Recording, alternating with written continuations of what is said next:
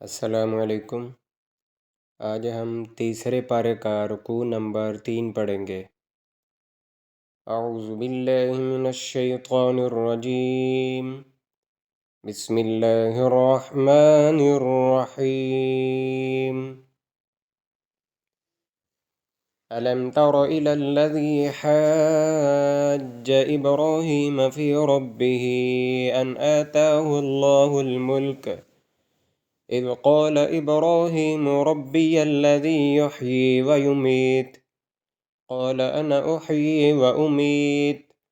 قال إبراهيم فإن الله يأتي بالشمس من المشرق فأت بها من المغرب فبهت الذي كفر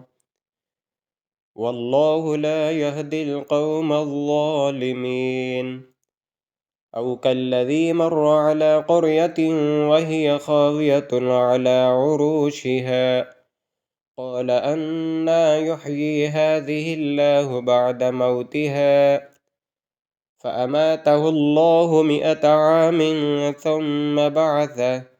قال كم لبثت قال لبثت يوما أو بعض يوم قال بل لبثت 100 عام فانظر إلى طعامك وشرابك لم يتسنه وانظر إلى حمارك ولنجعلك آية للناس وانظر إلى العظام كيف ننشزها ثم نكسوها لحما فلما تبين له قال أعلم أن الله على كل شيء قدير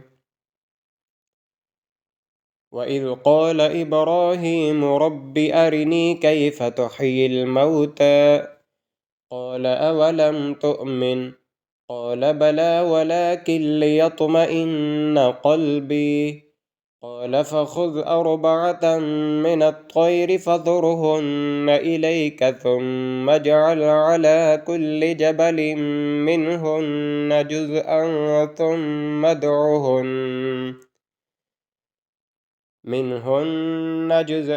ثم ادعهن يأتينك سعيا واعلم أن الله عزيز حكيم صدق الله العظيم.